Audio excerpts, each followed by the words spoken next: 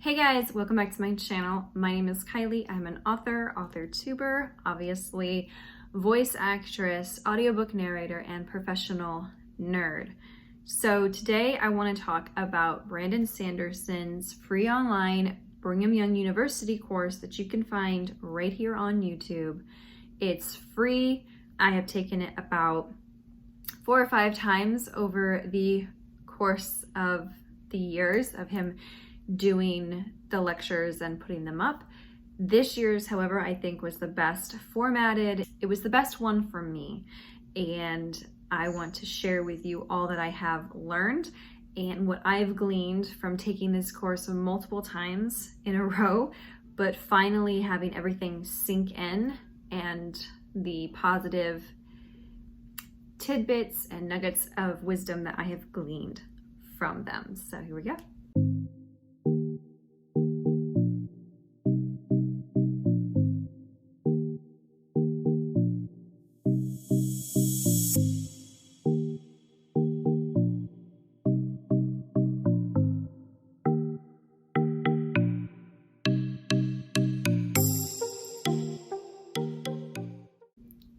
Number 1, Brandon Sanderson is a gem and must be protected at all costs. He is so open and honest with all of his info. He is humble about where he is. He told the class that he decided to teach this course because he took it when he went to BYU and the person who used to teach it wasn't going to teach it anymore, so he decided to step in because he knew how important it was for his career to have this course. And he is super encouraging. He is very open and honest about the industry and where he stands in it. So when he broke in, it was over 10 years ago now, almost probably 15 to 20 years ago. So he's very honest about how easy/hard it is and different to break in currently to the traditionally published writing industry. But again, Brandon Sanderson is a gem. He needs to be protected. He is just an awesome person. I would love to sit down and pick his brain over coffee. So, I mean, can Mormons drink coffee? I don't think they can. So, a drink of some kind. Number 2, write your book. So, I am one of the people who needs to plan and plot all of my things. I'm usually the person who has a series Bible, who needs to know culture, language, all that good stuff. And Brandon made a really good point about world building syndrome and how you don't want to get caught so deep into your world building that you spend years building this lore and this realm that you never write your book, or by the time that you write your book, you are sick of it. The excitement of the world is no longer there. You're burnt out on the adventure that was supposed to happen in this world while you were creating everything to go around it. So don't spend so much time world building that you build yourself into a hole. And that is something that I really took to heart because I could totally do that. I think a part of it is a little bit of just needing to know, because as a plotter and somebody who likes to plan, I feel like I need to know. However, as someone who can also self-sabotage or / procrastinate, it's an easy way to be like, well, I'm working on my book, but you're not really writing your book. So it's kind of an easy out for people like myself as a writer, and it's not always a good thing. Number 3 is world building. So going off of what I just said, learn to convey all of your info about your world, which is interesting and not boring. So he really talked about always conveying your world building in service of your story and your characters, and not the other way around. Not letting your story or your characters be used as tools for you, but the other way around. Let the story and the character have motivation, and let those motivations, flaws, limitations, conflicts, relationships, build the story that way. Something that I think is really interesting about what Brandon has said about world building is, Brandon said, pick narrow focus for your story and connect everything to that narrow focus. that you picked. So for example, in Stormlight Archive for Brandon, weather has a huge consequence on the magic system. The storms that come through fuel the gemstones, which are their currency. However, for those which could use the stormlight, it's their source of magic. They draw magic from these gemstones. And if there's no storms, there's no magic, or there's no refueling for that magic to take place. So there's a lot that connects to that. So weather's huge. If there is a weather pattern shift that they can't predict, you can't put out your stormlight. They won't be like lit up. You won't be able to use them as currency because dull gems are not as valuable as the bright gems. And for those who use stormlight, you won't have your source of magic to draw from. So there's consequences to something as simple as the weather. No storms, no magic. So that is a very narrow focus, and it's almost simple, and it almost seems too simple. When we think about fantasy, we sometimes don't think about, sometimes the best thing to do is to keep it simple and then expand on that, because we want to get all in depth and twisty and detailed, and we're going to show our left hand, but over here with our right, we're going to be doing something completely different. We want to get real fancy with it, and sometimes the best thing to do is to just keep it simple. Number 4 thing that I learned from this course, and this time these next three targets were so glaringly like, oh my gosh, I finally understand it. I finally get it now, this time around, from watching his courses versus the other times. So number 4 is promises. You want to give your reader a promise. You want to show the character's progress and end with a satisfying payoff. So the first part of this is you have to make promises.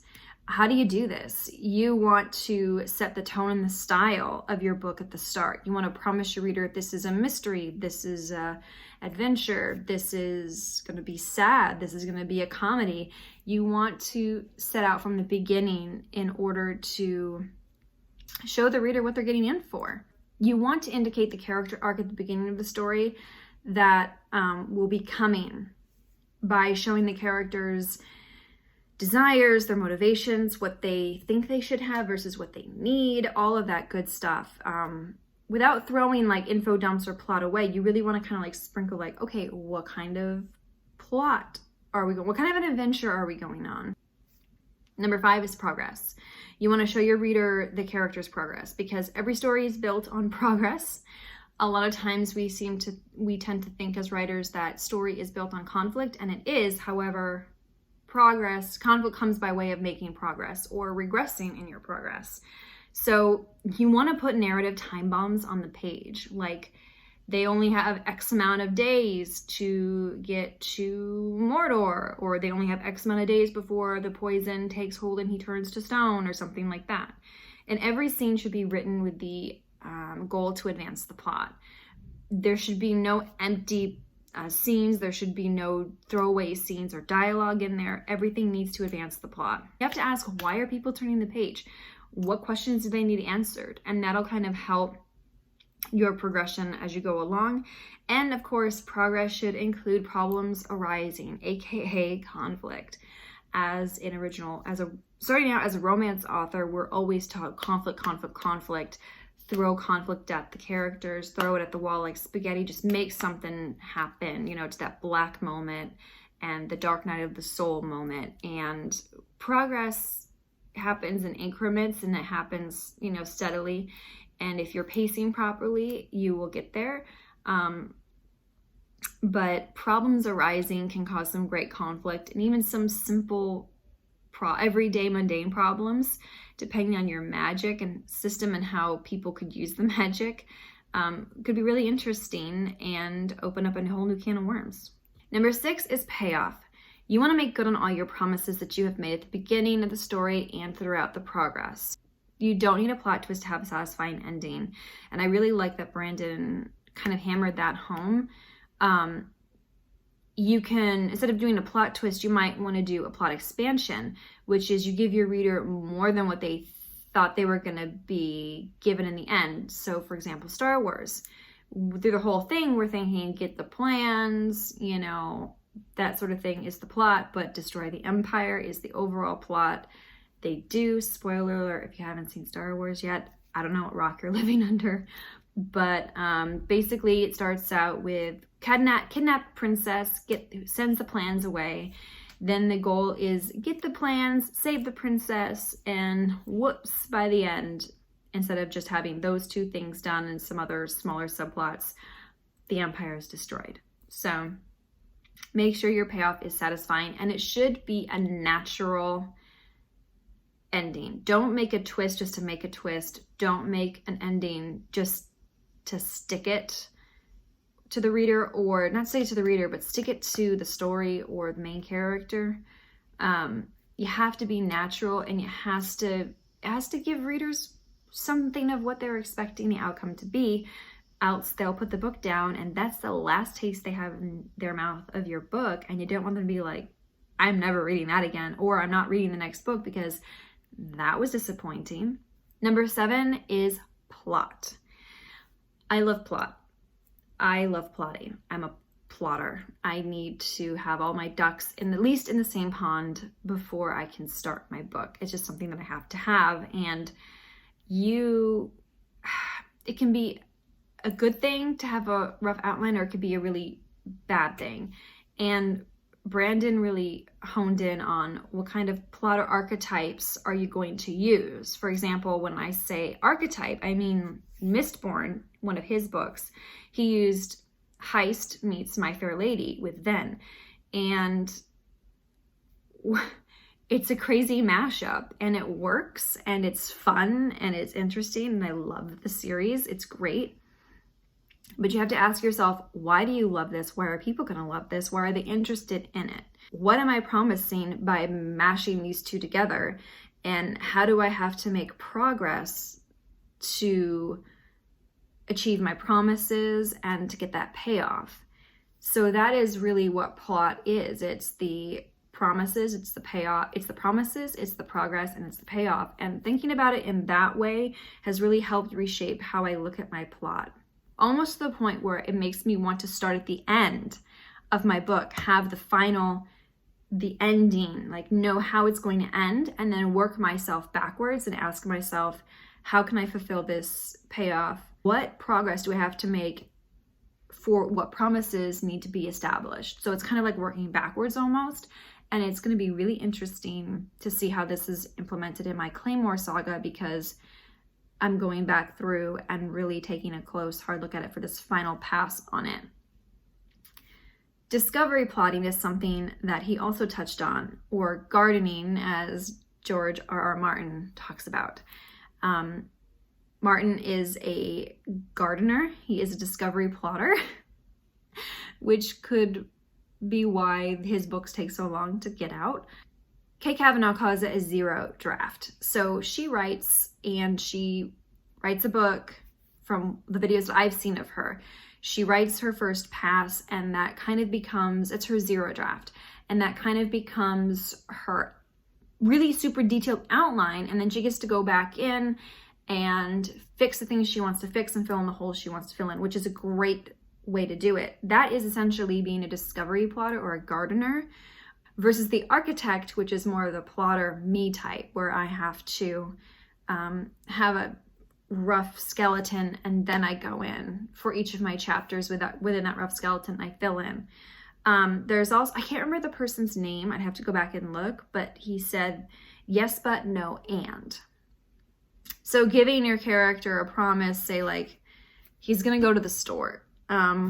Yes, he's gonna go to the store, but blah, blah, blah happens.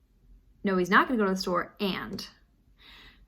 So it's one of those where you it's kind of like a raise the stakes exercise, where you could do this on your own with different scenarios, and use the yes, but, no, and to raise the stakes in your character, to make it go from normal to elevated to dire, those sorts of things. Number 8 is soft versus hard magic. So soft magic is when you don't know the consequences or the cost and you don't know the outcome of the magic. So this is kind of, for example, Brandon used Gandalf in Lord of the Rings. You don't ever really see his magic be used. He fights the Balrog off screen. He dies and is resurrected as Gandalf the White from Gandalf the Grey. And you don't really necessarily know the price of his magic, what his magic is limited to, how he uses it. He's just kind of like that crazy talented mentor figure who just can get stuff done. Hard magic is you know the rules and the consequences are dire, but the outcome of the magic is anticipatable. This would be like Frodo using the One Ring being this hard magic system where, yes, you can put it on and become invisible. However, Sauron sees you. So there's a consequence, but you know the consequence of the magic, if that makes sense. I really liked how he explained this because it made the differences in magic soft and hard, and usually fantasy will have both. One will be a little bit more prominent than the other, but it really helped me understand the difference between hard and soft by using those examples and kind of explain it in a way that was a little bit more meat and potatoes than these large abstract explanations of people trying to explain their magic systems and what makes it soft or hard. Number 9 is Sanderson's laws. So there are 3 with a 0 in there, and we'll start with the first one. I have known these for a few years. They finally made sense to me this time around, and I'm super excited to go back into Claymore and use these laws as a framework for what I'm doing or trying to do and put into practice. So Sanderson's first law: an author's ability to solve conflict with magic is directly proportional to how well the reader understands said magic. You can give your character tools to play with and explore throughout the story. I really love this idea of the ability to solve conflict with magic. Because until you are good enough at said magic, you might not be able to solve it. So this goes with soft and hard magic. And there's a scale that Brandon gave in the class from problem solving with magic to the sense of wonder. Problem solving would be the hard, sense of wonder would be the soft. And it's better to be lower on hard magic, he said, in his opinion, than it is to be on soft. He said in his course that you want to construct your scenes deliberately to show character and setting details as well as the magic to keep it exciting. So to focus on a character, Paladin realizing he could use Stormlight for the first time and solving problems for Bridge 4 with his Stormlight ability. Sanderson's second law is flaws or limitations or costs are more interesting than powers. So basically this is a what if.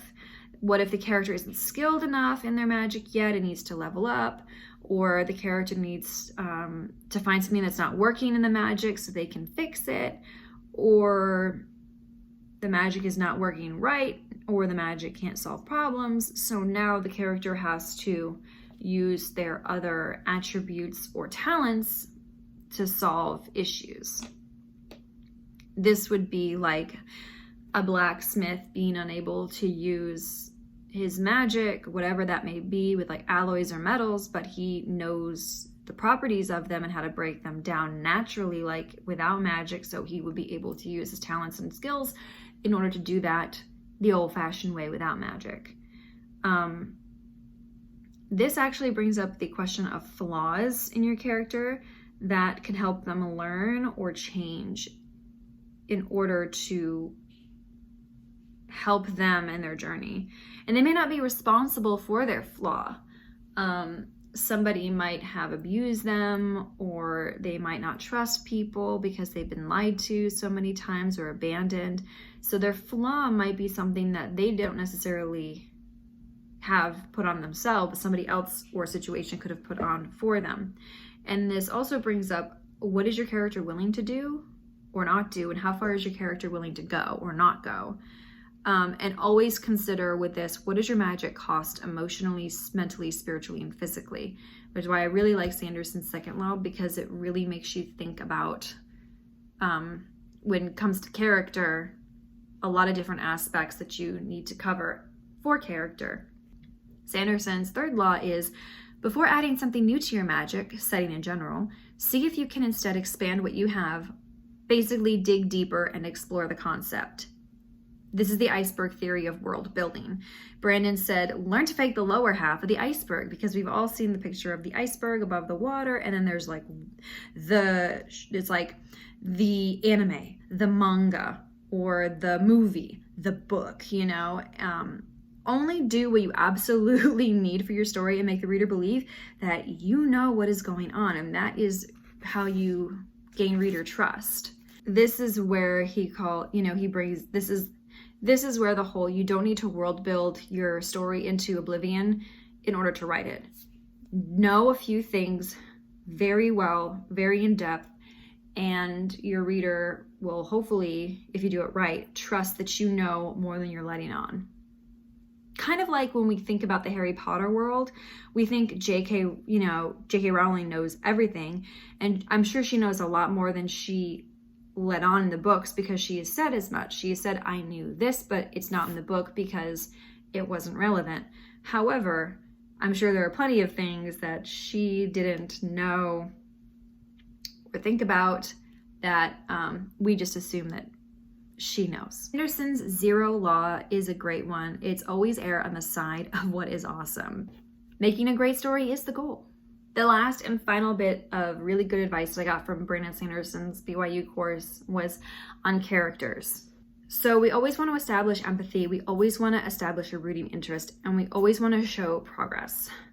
However, we sometimes get so interested in playing like mini gods that we forget that the characters have their own motivations, their own thoughts, their own opinions on things that may differ from us, because that's who they are. They're a character, they are their own person, and their motivations, not ours, need to be what move the plot forward. Yes, we have a motivation that's very similar to get the story told, the progress made, and the payoff completed. However, as an author, we have to let the authenticity of the character speak to the reader for itself. So Brandon really points this out, that you do not make the characters say or do things just for the sake of the plot. Make the characters say and do things because they are motivated to move the story forward. Let the characters' motives, their background, their personalities influence their descriptions of places, of people, and even their diction or their dialect. Somebody who is from a very well-educated nobility is not going to speak or describe things the same as a blacksmith in a small town, country town, that sort of thing. And another thing on characters that I learned to kind of make a distinction from, which I really like that Brandon touched on this, is that antagonists work actively against the main character. However, sometimes they can actually come to be almost like anti-heroes. The best way to describe this is if you've ever read Elantris, Hrathen is an antagonist. He is actively working against Raoden and Serene. So you think he's the big old bad guy in the book. Spoilers, he's not the big old bad guy. He ends up realizing there's somebody worse than him, who is basically doing things on a religious basis as a fanatic, doing evil for evil's sake. And that is the difference between an antagonist and a villain. A villain is expressly doing evil things just to do evil things, or because they firmly believe in a cause or a faction or a religion, and they're like the fanatics. They don't care about the cost. They have a one-track mind. They have a one-track goal, and that is Delith in this book. You can read the first chapter from Hrathen's point of view, and I hope I'm pronouncing that right. versus the last chapter from Serene's point of view. It's beautifully poetic. I'm just going to leave it there. And it shows that the antagonist isn't always the big old bad guy. Like, Darth Vader is a bad guy. He's an antagonist. He's actively working against Luke, Leia, Han, all of them, Obi-Wan, whatever you want to call it. But he's not the Empire. And the Empire is the true villain. You have antagonists who are arms of the villain that end up, turning on the villain or dying or, leaving because they realize something in themselves. So it's just really interesting that I've never really noticed the difference between villain and antagonist. And now that I do, it's really helped me give more depth to my antagonists versus my villains. The last thing about character is to remember to not use throwaway dialogue and to use the 5 senses: touch, taste, sight, sound, and scent. So some of those are easier to implement than others, but I have like a little note card for every scene that I write that's like, okay, have you at least done a description of one of these 5 to make it tangible? And I think it was really good that Brandon brought that up, because sometimes we get so cut and dry in our descriptions, we forget that we are the eyes, we are the ears, we are the touch, we are the scent, we are the flavor. We have to make the reader sense all of these things. And sometimes we forget and we get very cut and dry, like he walked across the wooden floor.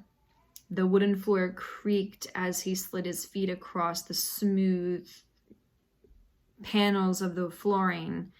You can make it a lot more descriptive, a lot more alive by using those descriptions. So I was really happy that he did touch on that. Those are the top 10 things that I learned from Brandon Sanderson's BYU course. And I am so thankful that he puts them out for free on YouTube every year. He has other, one of the things that was really awesome this year that he did was he put on his website how he plots his outline. So this is basically the Skyward book guide. So this is what he pitched Skyward for, which I am going to be reading soon after I finish Elantris for the second time, because with a child on vacation, you don't get anything done that you expected to get done. But it basically is, he has given us how he outlines his plots. And I actually like his version better than any version I have seen. And I've used a lot. I think it's really smart. I think it makes sense in my brain. It might not make sense in yours, but on his website, I'll link down below, you can find this. And then he also has the first 2 or 3 opening chapters of Skyward showing how his process works before he gets to the opening chapter that he ended up selecting or choosing on. So this is really, really kind of invaluable. And that's just why he's a gem and needs to be protected at all costs. Going back to number 1, he's an awesome, awesome human being. I really hope to meet him someday. I hope to have a book next to his someday. And that's all I have for you guys today. So if you like this kind of content, click like and subscribe. Leave a comment down below of something that you have learned from a best-selling author or a mentor that you use in your daily writing that has really stuck with you, that has really changed that has really changed you as a writer, as an author, or changed your process. So from me to you guys, one love.